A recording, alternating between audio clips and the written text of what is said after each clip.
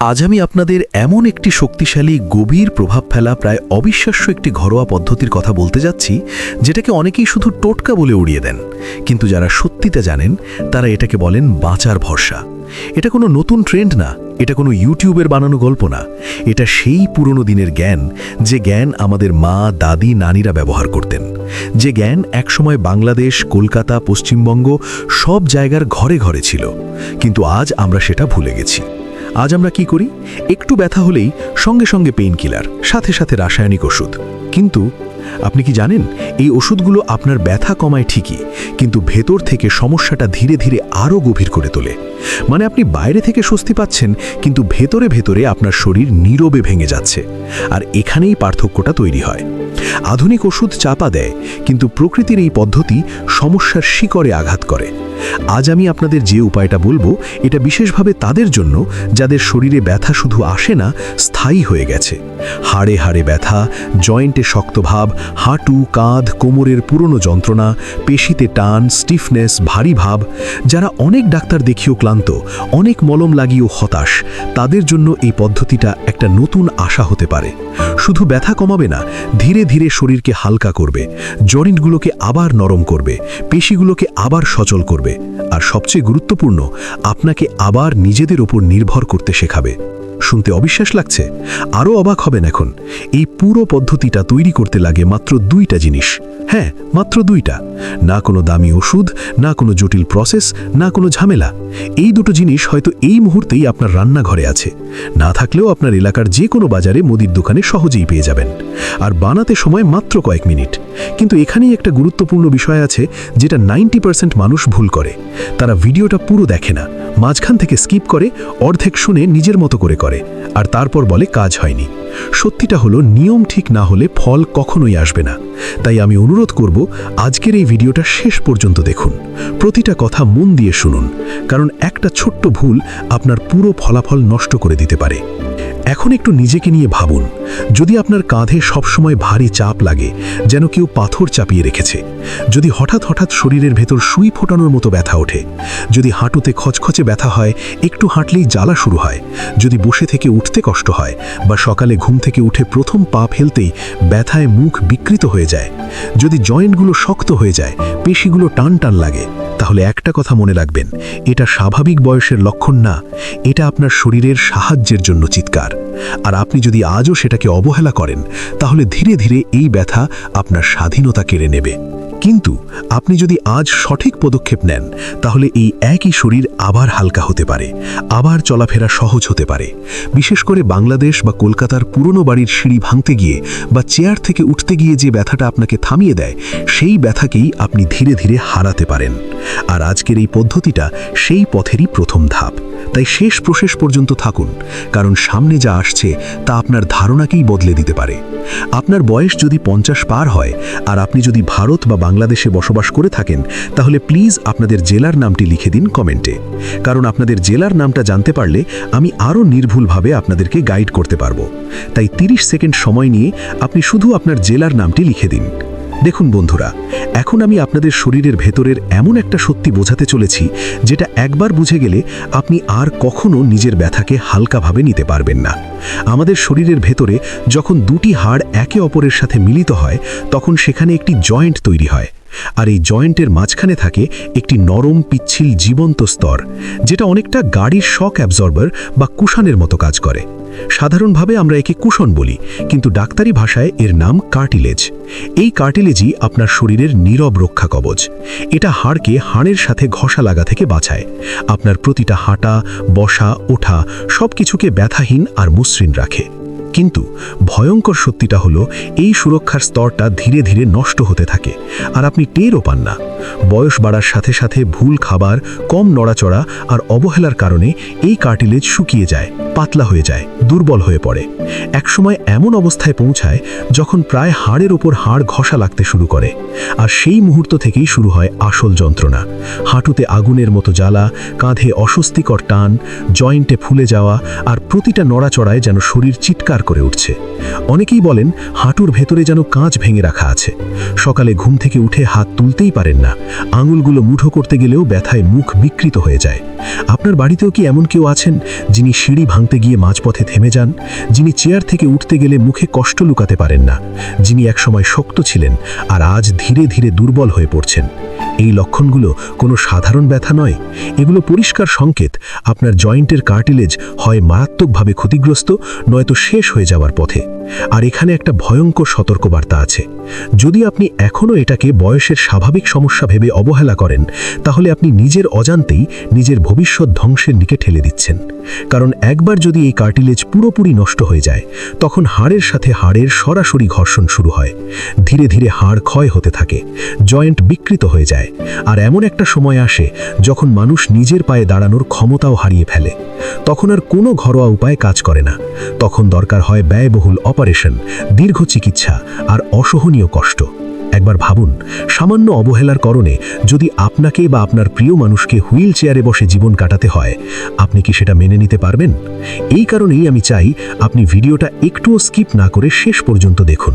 কারণ আজ আমি যে সমাধানটা আপনাদের দিতে যাচ্ছি, সেটা শুধু ব্যথা কমানোর জন্য নয়, এটা আপনার শরীরের ভেতরে সেই নষ্ট হয়ে যাওয়া কার্টিলেজকে আবার জাগিয়ে তুলতে সাহায্য করতে পারে। এটা আপনার পুরনো দুর্বল হয়ে যাওয়া জয়েন্টগুলোকে আবার শক্তি দিতে পারে, হাড়কে আবার মজবুত, নমনীয় আর কার্যক্ষম করে তুলতে পারে, যেটা অনেকেই অসম্ভব বলে মনে করেন। আরেকটা কথা, আপনি এই ভিডিওটা কোথা থেকে দেখছেন? বাংলাদেশের ঢাকা, খুলনা, চট্টগ্রাম, নাকি ভারতের কলকাতা, হাওড়া, মেদিনীপুর? যেখান থেকেই দেখুন, নিচে কমেন্টে লিখে জানাবেন।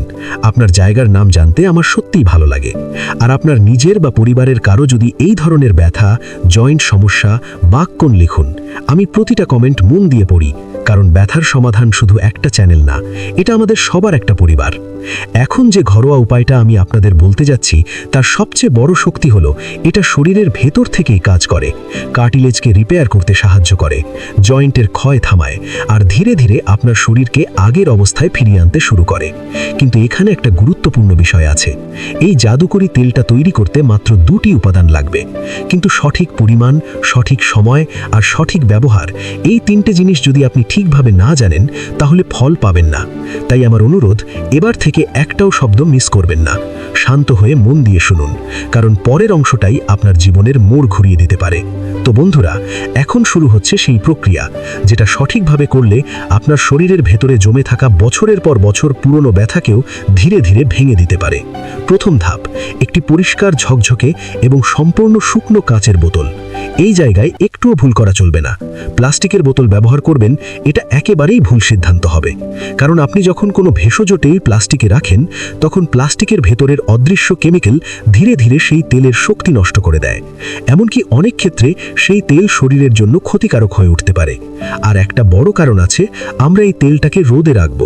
রোদের তাপে প্লাস্টিক বিক্রিয়া করে বিষাক্ত হয়ে যেতে পারে, যা আপনার শরীরে ভালো করার বদলে ক্ষতি ডেকে আনবে। তাই যেভাবেই হোক একটি কাঁচের বোতল বা শিশি জোগাড় করুন। মনে রাখবেন, এই ছোট্ট সিদ্ধান্তটাই আপনার ফলাফলের গতি ঠিক করবে। এবার আসি তেলের কথায়। আপনার বাড়িতে যদি খাঁটি সরিষার তেল থাকে, আপনি সেটাও ব্যবহার করতে পারেন।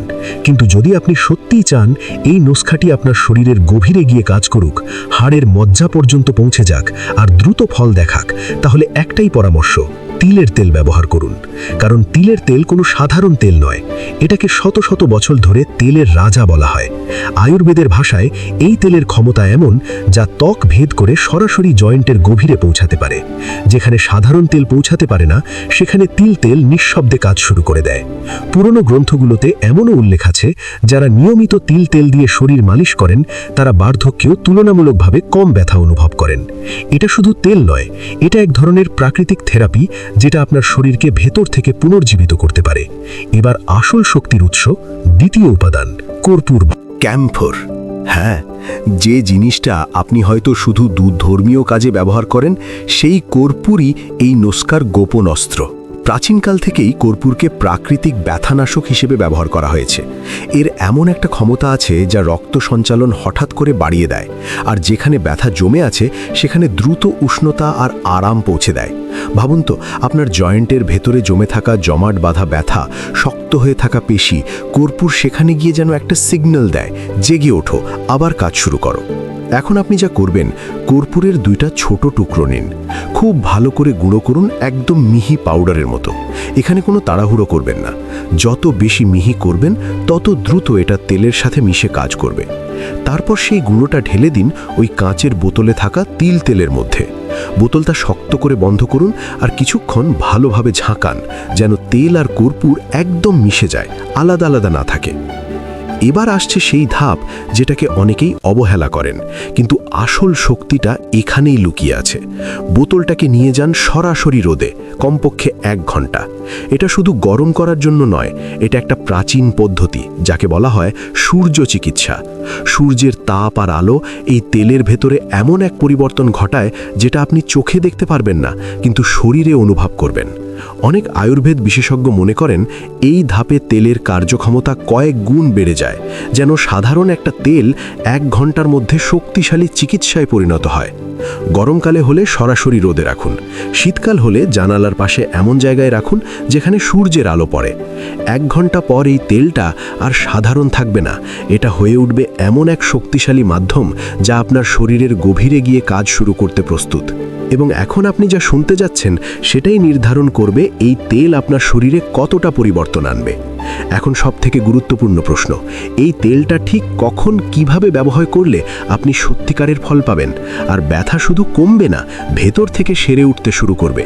শুনুন বন্ধুরা, এই তেল লাগানোর সেরা সময় হলো সকাল বা দিনের বেলা, যখন আপনার শরীর স্বাভাবিকভাবেই উষ্ণ থাকে, রক্ত চলাচল সক্রিয় থাকে আর কোষগুলো কাজ করার জন্য প্রস্তুত থাকে। এই সময় তেল ব্যবহার করলে তার প্রতিটা উপাদান দ্রুত কাজ শুরু করে। রাতে ঘুমানোর ঠিক আগে লাগানোর একটা ভুল অনেকেই করেন, কিন্তু বাস্তবটা হলো রাতে শরীরের মেটাবলিজম ধীরে চলে, তাপমাত্রা কমে যায়, ফলে তেলের কার্যকারিতা আগের মতো থাকে না। তাই দিনের আলো থাকতেই এই কাজটা শেষ করুন। এবার আসি ব্যবহার পদ্ধতিতে। 2 হাতের তালুতে পর্যাপ্ত পরিমাণ তেল নিন, তারপর 2 হাত ভালো করে ঘষুন। যখনই হাতে হালকা গরম অনুভব করবেন, তখনই বুঝবেন তেল এখন শরীরে ঢোকার জন্য প্রস্তুত। তারপর ধীরে ধীরে ব্যথার জায়গায় লাগান, হাঁটু, কোমর, ঘাড়, গোড়ালি, যেখানে সমস্যা আছে। কিন্তু একটা জিনিস মাথায় রাখবেন, এটা কোনো যুদ্ধ না, এখানে জোরে ঘষাঘষি করে কাজ হবে না, বরং উল্টো ক্ষতি হতে পারে। আলতো হাতে ধীরে ধীরে গোলাকারভাবে মালিশ করুন, যেন তেলটা নিজে নিজেই ভেতরে ঢুকে পড়ছে। কয়েক মিনিটের মধ্যেই আপনি বুঝতে পারবেন ভেতর থেকে একটা আরাম ছড়িয়ে পড়ছে। আর একটা শক্তিশালী টিপস, যদি চান এই তেলের শক্তি দিন দিন বাড়তে থাকুক, তাহলে প্রতিদিন অন্তত 30 মিনিট বোতলটা রোদে রেখে দিন। এতে তেলের ঔষধি গুণ কমে না, বরং আরও সক্রিয় হয়ে ওঠে, যেন প্রতিদিন নতুন করে চার্জ হচ্ছে।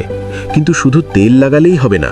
যদি আপনি সত্যিই চান বছরের পর বছর ধরে জমে থাকা ব্যথা একেবারে শিকড় থেকে বিদায় নিক, তাহলে আপনাকে কিছু ছোট কিন্তু শক্তিশালী অভ্যাস বদলাতে হবে। প্রথমত, রাতে ঠান্ডা বা টক খাবার এড়িয়ে চলুন। দই, লাচ্ছি, টক জাতীয় কিছু, এগুলো শরীরে কফ বাড়ায় আর ব্যথাকে আরও গভীর করে তোলে। দ্বিতীয়ত, রাতে এমন খাবার কম খান যেগুলো গ্যাস তৈরি করে, যেমন রাজমা, কিছু ডাল, আলু, ফুলকপি বা বেশি সাদা ভাত। কারণ শরীরে গ্যাস বাড়লে জয়েন্টের ভেতরের আর্দ্রতা শুকিয়ে যায় আর সেখান থেকেই কার্টিলেজ দ্রুত নষ্ট হতে শুরু করে। এবার একটা সহজ কিন্তু ভীষণ কার্যকর অভ্যাস বলি। প্রতিদিন রাতে 1 চামচ মেথি দানা 1 গ্লাস পানিতে ভিজিয়ে রাখুন। সকালে খালি পেটে সেই ভেজানো মেথি দানা চিবিয়ে খান আর পানিটাও পান করুন। এই ছোট্ট অভ্যাসটাই আপনার শরীরের ভেতর জমে থাকা গ্যাস, ফোলা ভাব আর ভারী অনুভূতিকে পরিষ্কার করে দেয়। জয়েন্টগুলো হালকা লাগে আর ব্যথা ফিরে আসার সুযোগ কমে যায়। এর সাথে যদি আপনি প্রতিদিন একটা সহজ যোগ ব্যায়াম যোগ করেন, পবন মুক্তাসন, তাহলে এর প্রভাব দ্বিগুণ হয়ে যাবে। পেটের গ্যাস বের হবে, কোমর হালকা হবে আর জয়েন্টে চাপ কমে যাবে। শরীর যেন ভেতর থেকে খুলে যাবে। এখন একটু গভীরভাবে বুঝুন আমরা আসলে কি করলাম। প্রথম, তিল তেল, যা হাড়ের গভীরে পুষ্টি পৌঁছে দেয়। দ্বিতীয়, কর্পূর, যা ব্যথা, ফোলা আর শক্ত ভাব ভেঙে দেয়। তৃতীয়, মেথি, যা শরীরের ভেতরের বিষাক্ত জমাট ভাব পরিষ্কার করে দেয়। এই 3টে একসাথে কাজ করলে শুধু উপরের ব্যথা কমে না, ভেতর থেকে শরীর নতুন করে গড়ে উঠতে শুরু করে। আর আমি আপনাকে একটা কঠিন সত্য বলি, এই ভিডিওটা দেখার পর 90% মানুষ কিছুই করবে না। তারা ভাববে কাল থেকে শুরু করব, পরে করব, আর ঠিক সেখানেই তারা হেরে হয়ে যাবে। কিন্তু আপনি যদি আজ সিদ্ধান্ত নেন আজ থেকেই শুরু করবেন, তাহলে 30 দিনের মধ্যে আপনি নিজের শরীরে পরিবর্তন টের পাবেন। 60 দিনের মধ্যে অন্যরাও দেখতে শুরু করবে, আর 90 দিনের মধ্যে আপনি নিজেই বিশ্বাস করতে পারবেন না এটা কি সত্যিই আপনি। তাই নিজেকে একটা প্রশ্ন করুন, আপনি কি সেই 90% মানুষের দলে থাকতে চান যারা শুধু শোনে, নাকি সেই 10% মানুষের দলে যারা কাজ করে আর নিজের জীবন বদলে ফেলে? কমেন্টে লিখুন, আমি শুরু করছি, কারণ আপনার শরীর এখনও হার মানেনি, সে শুধু আপনার সিদ্ধান্তের অপেক্ষায় আছে। আরও একটি বিষয় আছে যেটা আমরা প্রায় সবাই অবহেলা করি, কিন্তু সত্যি বলতে এটাই আপনার জয়েন্টের জীবনের প্রশ্ন, আর সেটা হলো জল। ভিডিওর শুরুতে আমি পানির কথা বলেছিলাম, কিন্তু এটা শুধু শব্দ বদলানো না, এটা আপনার অভ্যাস বদলানোর বিষয়।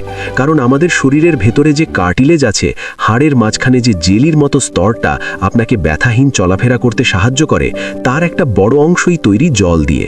একবার ভাবুন, আপনি যদি প্রতিদিন পর্যাপ্ত জল না খান, তাহলে সেই জেলির মতো স্তরটা ধীরে ধীরে শুকিয়ে যাবে না? ঠিক সেটাই হচ্ছে, আমরা অনেকেই দিনের পর দিন শরীরকে জলশূন্য রেখে দিচ্ছি। বিশেষ করে শীতকালে যখন তৃষ্ণা কম লাগে, তখন তো আমরা আরও কম জল খাই। ফলাফল, জয়েন্টের ভেতরের পিচ্ছিল ভাব কমে যায়, লুব্রিকেশন নষ্ট হয়ে যায়, আর তখন হাড়ের মধ্যে ঘর্ষণ শুরু হয়। সেই ঘর্ষণই ধীরে ধীরে ধীরে ধীরে তৈরি করে ব্যথা, জ্বালা আর এমন একটা অবস্থা যেখানে হাঁটাও কষ্টকর হয়ে যায়। তাই নিয়ম করে সারাদিনে পর্যাপ্ত পরিমাণ জল পান করা বাধ্যতামূলক। তবে একটা জিনিস মাথায় রাখবেন, খাওয়ার সাথে সাথেই অনেকটা জল খাবেন না, এতে হজমে সমস্যা হয়। চেষ্টা করবেন খাওয়ার অন্তত 30 মিনিট আগে বা পরে জল খেতে। আর যাদের বাতের ব্যথা আছে তাদের জন্য একটা কড়া সতর্কবার্তা, ফ্রিজের ঠান্ডা জল একদম নয়, বরং স্বাভাবিক তাপমাত্রার জল বা পারলে হালকা গরম জল খান। এই হালকা গরম জল শরীরের ভেতরে জমে থাকা টক্সিন ধীরে ধীরে বের করে দেয়, রক্ত চলাচল বাড়ায় আর ব্যথা কমাতে ভেতর থেকে সাহায্য করে। এবার আসি আর একটা বড় ভুল ধারণায়। অনেকেই ভাবেন ব্যথা হচ্ছে মানেই বিশ্রাম নিতে হবে, একদম নড়াচড়া বন্ধ। কিন্তু সত্যিটা হলো ঠিক উল্টো। আপনি যদি একদম নড়াচড়া বন্ধ করে দেন, তাহলে আপনার জয়েন্টগুলো আরও শক্ত হয়ে যাবে, জমে যাবে। এটাকেই ডাক্তারি ভাষায় বলা হয় ফ্রোজেন জয়েন্ট। তাই ব্যথা থাকলেও হালকা নড়াচড়া জরুরি। সকালে একটু হাঁটা, সেটা আপনার বাড়ির ছাদে হোক, আশেপাশের পার্কে হোক, বা বাংলাদেশ হলে আপনার এলাকার মাঠে। আর যদি কলকাতা বা পশ্চিমবঙ্গের মতো জায়গা হয়, তাহলে ভিক্টোরিয়া ময়দান বা রবীন্দ্র সরোবরের মতো খোলা জায়গায় ধীরে ধীরে হাঁটুন। এই ছোট্ট অভ্যাসটাই আপনার জয়েন্টকে আবার সচল করে তুলতে পারে। তবে হাঁটার সময় একটা বিষয় খেয়াল রাখবেন, ভালো মানের নরম জুতো ব্যবহার করবেন, কারণ শক্ত জুতো পায়ে ঝাঁকুনি দেয় আর সেই চাপ গিয়ে পড়ে সরাসরি হাঁটুতে। এবার আসি আর একটা নির্মম সত্যে, আপনার শরীরের ওজন যত বাড়বে, আপনার হাঁটু আর কোমরের ওপর চাপ তত বাড়বে। ভাবুন তো, আপনি যদি সারাদিন পিঠে একটা ভারী বস্তা নিয়ে ঘোরেন, আপনার শরীর কতদিন সেটা সহ্য করবে? অতিরিক্ত চর্বি ঠিক সেই কাজটাই করে। তাই তেল, মালিশ আর মেথি জল খাওয়ার পাশাপাশি মিষ্টি, ভাজা পোড়া আর অতিরিক্ত তেল মশলাযুক্ত খাবার কমিয়ে ওজন নিয়ন্ত্রণে আনুন। অবাক হয়ে দেখবেন, মাত্র 2-3 কেজি ওজন কমলেই হাঁটুর ব্যথা অনেকটাই হালকা হয়ে গেছে। আর একটা জিনিস যেটা আমরা একদমই গুরুত্ব দিই না, সেটা হলো আপনার মন। দীর্ঘদিনের ব্যথা শুধু শরীরকে নয়, মনকেও ভেঙে দেয়। মানুষ হতাশ হয়ে পড়ে, নিজেকে দুর্বল মনে হয়। কিন্তু এখানেই আপনাকে শক্ত হতে হবে। মনে রাখবেন, আপনার শরীরের ভেতরে একটা অসাধারণ নিরাময় ক্ষমতা আছে। আপনি যখন ইতিবাচক ভাববেন, নিজের যত্ন নেবেন, তখন আপনার মস্তিষ্ক শরীরকে সংকেত দেয় সুস্থ হওয়ার, ঠিক হয়ে যাওয়ার। এই তিল, তেল আর কর্পূরের টোটকাটা শুধু একটা ওষুধ না, এটা একটা অনুভূতি, নিজের প্রতি ভালোবাসা। প্রতিদিন যখন আপনি নিজের হাতে নিজের ব্যথার জায়গায় মালিশ করবেন, সেই স্পর্শ, সেই যত্ন আপনার শরীরকে ভেতর থেকে বদলে দিতে শুরু করবে।